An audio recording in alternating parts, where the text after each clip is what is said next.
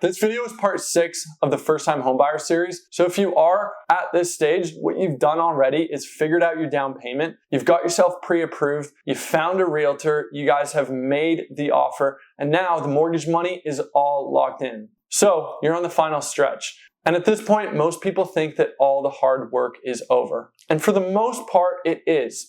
But this final stretch is where you can run into delays, costs, and surprises that can sometimes hit you the hardest, especially if you're not prepared. This is basically where you're going to go from your lender approval to getting the keys in hand. It's arguably one of the more exciting parts of this entire process. It's where everything seems to come together, but it's also where most of the hidden surprises tend to show up. Money starts moving, lawyers step into the transaction, and one small delay or one small mistake can throw off this entire move or just cause you a ton of unnecessary stress and headaches.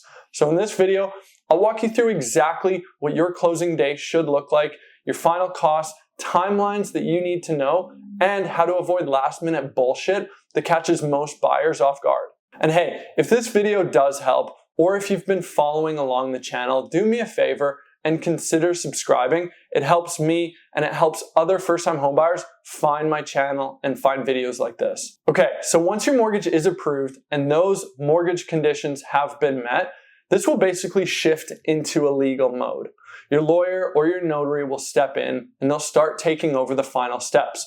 What they'll do is they'll register the mortgage, they'll transfer the title into your name, and they'll make sure that the money goes to where it needs to go. It seems simple on the surface, but behind the scenes, there's actually a lot of important things that are going on. Your lender will send the mortgage money to your lawyer, not you unfortunately. Then your lawyer will combine that with the down payment that you've transferred and will send that full amount to the seller's lawyer.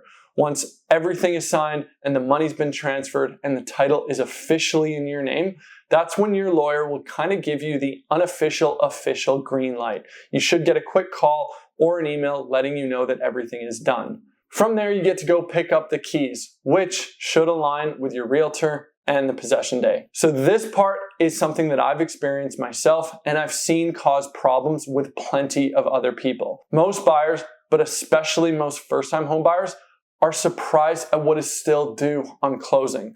Typically, as a general rule of thumb, I would recommend that you account for anywhere between 1 to 2% of the total purchase price just for your closing costs.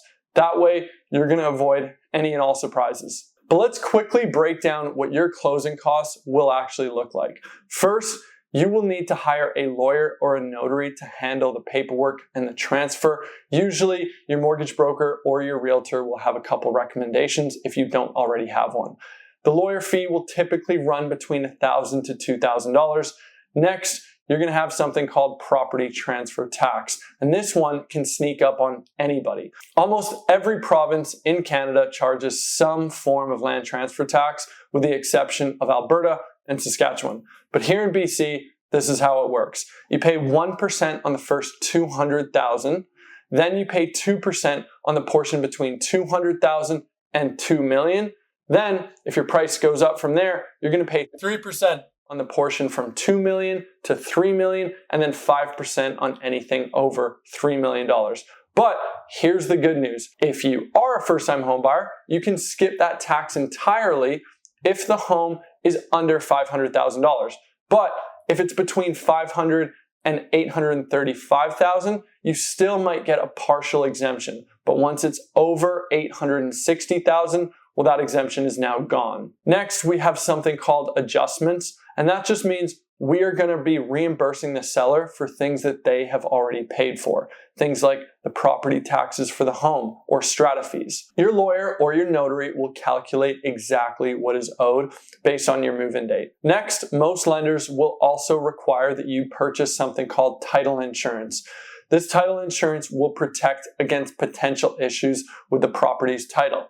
Your lawyer will typically take care of this, and the cost depends on the value of the property, but it's typically a couple $100s.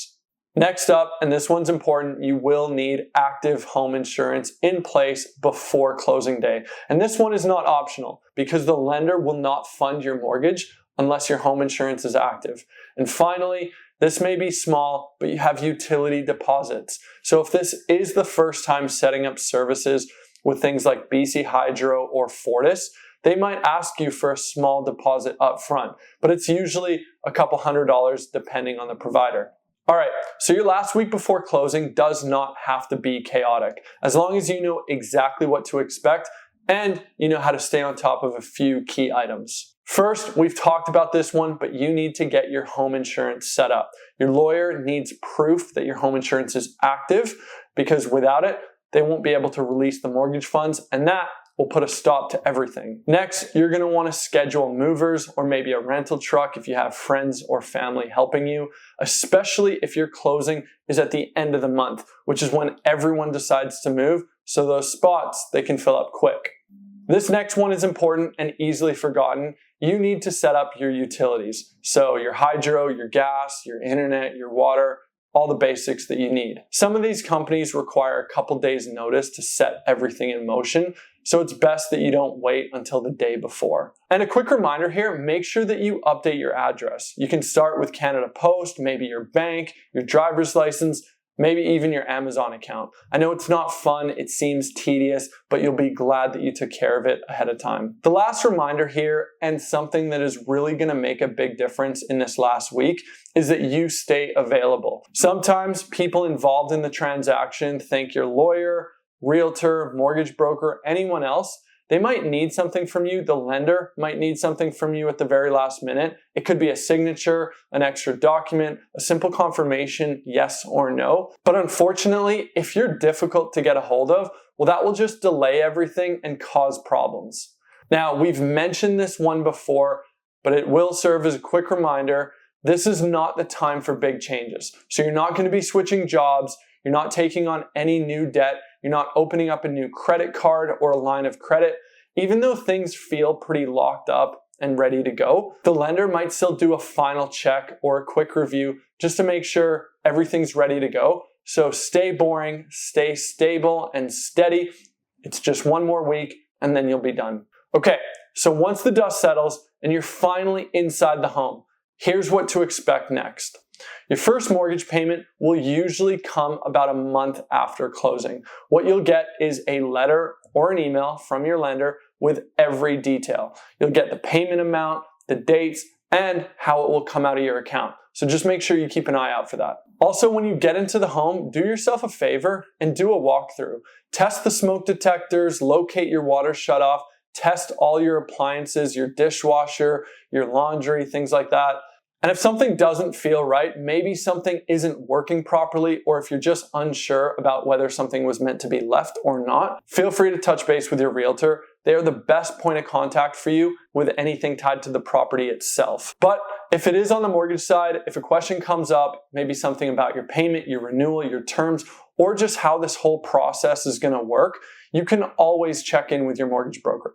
Okay, so if you made it here through 6 parts of the First Time Homebuyer series, thank you. I make these videos because I feel like first-time homebuyers shouldn't have to figure this stuff out alone and risk making costly mistakes just because people assume that we already know this. And if you're starting this journey out yourself, or if you're just thinking about it, maybe planning for it, and you want someone to answer your questions or walk you through this step by step, feel free to reach out. You can text me, email me. My links are in the description below, and we'll build a plan that fits for you. As always, thank you for watching, guys, and I'll see you in my next video.